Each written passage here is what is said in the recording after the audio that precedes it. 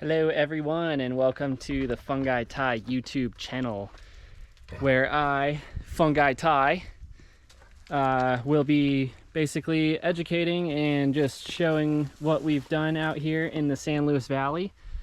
As you can see, the sangres are right there. We have a super awesome view of everything. It's gorgeous out here. If you've never seen the San Luis Valley in person, I'd highly recommend it. It's very pretty, very hard to grow in. Which is a big reason why I'm actually making these videos. I want to show you guys how we've had success and why we've had failures, and just kind of things that I've learned along the way. There's a mushroom.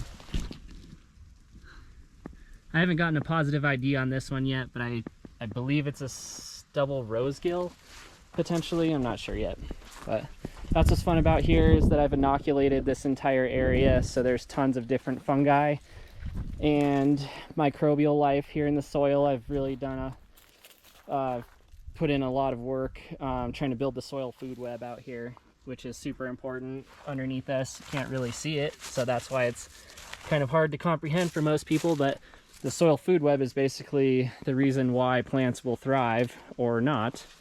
You really want to build a biodiverse soil food web, which just means give it as much input as you can, basically.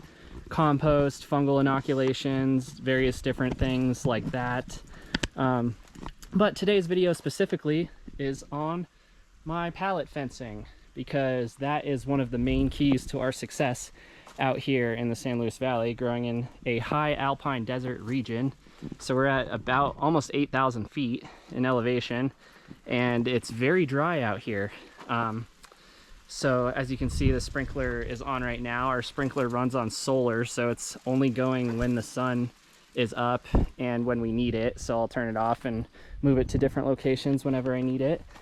I'm just gonna kind of feature some of the life that I've created out here that my family and I have put in. So it's my wife and I kind of doing most of the work, and then we have two little kiddos that help us along the way as well.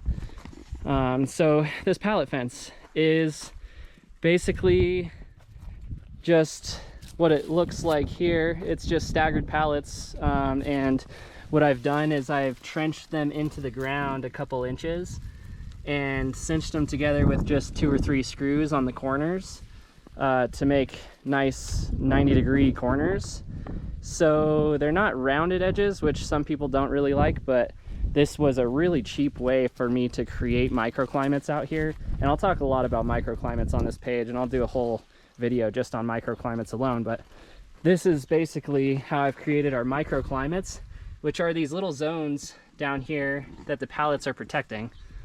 One of the most crucial things to our growing success out here, for sure. As you can see, there's just tons of life in these corners. Each little corner hosts its own little microclimate, so based on what that microclimate is and is applicable for, that's just kind of what we plant there.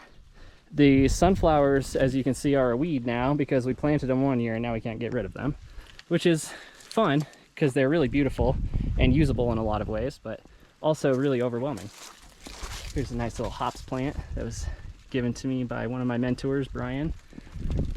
And yeah, so the pallet fencing is really important out here for creating an environment for our dogs and our kids and just us to feel protected, because it can be so overwhelming how exposed you are out here initially. So my first idea, basically when we got out here, was to build some sort of wind block, which then created these microclimates that I realized would be really applicable for planting and hosting life.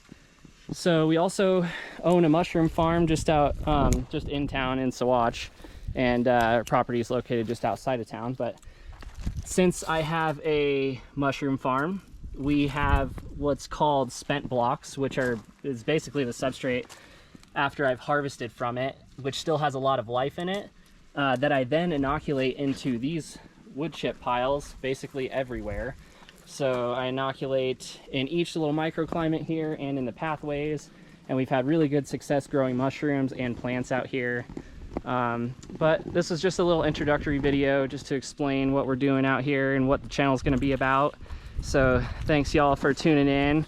Please like and subscribe if you feel as though you're going to be interested in this content, and I'll be producing as much content as I possibly can with a family and a business and a home that we're trying to build out.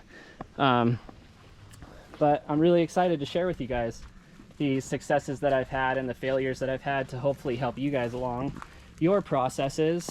If you're starting from nothing, then this is what you have to look forward to, even after like a year or two. I think we're about 4 years in deep to this garden specifically that I'm showing you guys. But yeah, the pallets are key. Pallets are key to block the wind, to create the microclimates for the plants, all of the above. And what I did around the pallet fencing is some rough cut that I've just gotten from the local lumber mill, super cheap option. So I think altogether this is probably roughly 2 acres that I fenced in right here that we're growing in. And it probably cost me roughly around $300 to $350 altogether to do it. So very cheap option, and very viable because you can just kind of use scrap material. Here's an old cluster that we didn't see. Bunch of mushrooms just fruiting up everywhere. I'm gonna do a bunch of videos on how mycelium helps plants, why it's important to nurture fungi, the medicinal benefits and properties, and all the above. Really excited about sharing information, specifically about fungi and I guess perennial planting, which is what I've gotten good at out here. So yeah, thanks for tuning in, guys, and super stoked to have you along with our journey. Peace.